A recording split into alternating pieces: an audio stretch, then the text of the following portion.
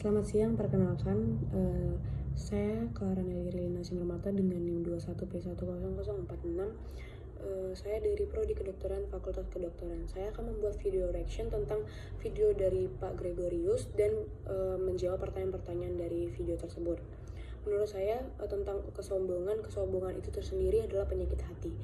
Jadi dalam video itu menjelaskan kalau kita harus saling menghormati tanpa harus memandang latar agama tersebut, karena Indonesia sendiri mempunyai mengandung sistem Bhinneka Tunggal Ika yang berarti berbeda-beda tapi tetap satu juga.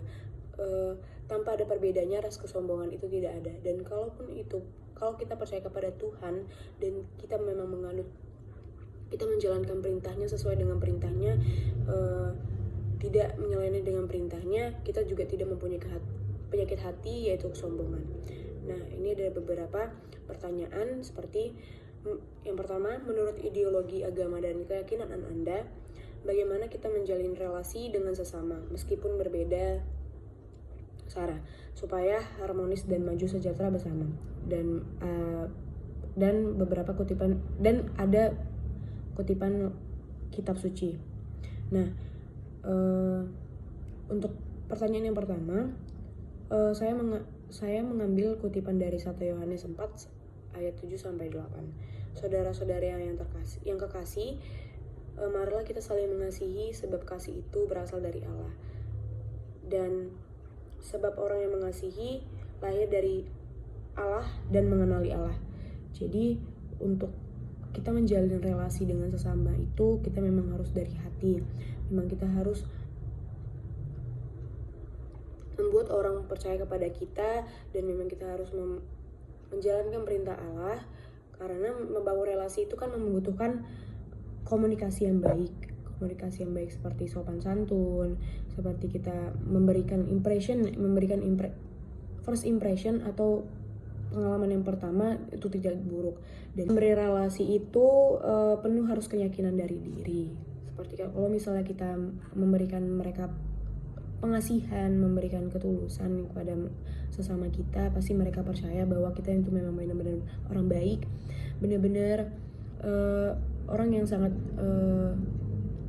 taat kepada Allah. Kalau kita mengasihi sesama kita, memberikan pengasihan yang tulus, emang dari yang kita diberikan oleh Allah, pasti mereka juga merasakan apa yang kalau misalnya dia ini baik, aku juga mau berteman sama dia gitu.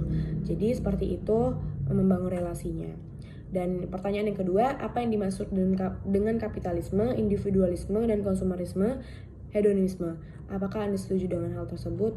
Berikan kutipannya.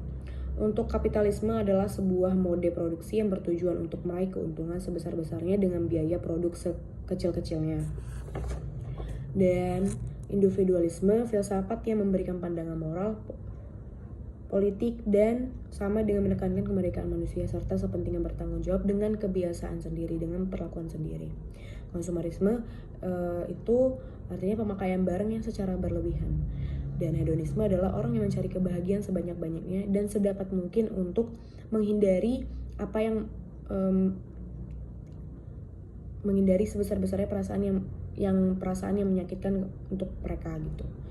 Jadi saya mendapat kutipan Alkitab dari 1 Korintus 10 ayat 24, jangan seorang pun yang mencari keuntungan sendiri, tetapi hendaklah tiap-tiap orang mencari keuntungan orang lain. Dan pada Kisah Para Rasul 20-35, yaitu dalam segala sesuatu telah kuberikan contoh kepada kamu, bahwa dengan bekerja demikian kita harus membantu orang-orang yang lemah, dan harus mengingatkan perkataan Tuhan Yesus, sebab Ia sendiri telah mengatakan adalah lebih berbahagia memberi daripada menerima. Jadi untuk individualisme itu tidak disetujui, karena kalau misalnya kita sendiri-sendiri dan tidak memerlukan bantuan orang lain, kita juga bakalan kesusahan, karena di dunia ini pasti bakalan butuh untuk orang lain, tidak bisa sendiri. Lalu untuk konsumerisme, pemakaian barang secara berlebihan. Sebenarnya untuk secara berlebihan itu tidak baik, karena di hidup ini kita hidup karena kita butuh, dan Tuhan juga memberikan kita itu karena butuh, bukan karena kita yang kita inginkan.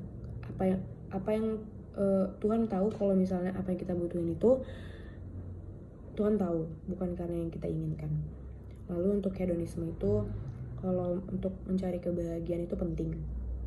Tapi kalau misalnya kita menghindari sesuatu yang memang untuk menghadap ke dunia, itu juga kita sebenarnya harus bisa menghadapi. Karena itu belajar dari untuk pengalaman kita dan untuk kedepannya gimana. Lalu untuk pertanyaan yang ketiga yaitu adalah dalam kitab suci Anda dijelaskan konsep dunia kiamat. Karena umpamanya dijelaskan apa yang terjadi sebelum, selama, sesudah konsep kiamat tersebut. Kiamat tersendiri dalam Alkitab itu kesengsaraan makhluk di bumi, di mana peristiwa yang dipercayai oleh agama Kristen adalah untuk dunia sekarang ini adalah kedatangan Kristus kedua kalinya ke dunia yang akan menghadapi antikristus dan menghantarkannya ke kerajaan Allah. Seperti itu. Sekian dari video saya. Terima kasih.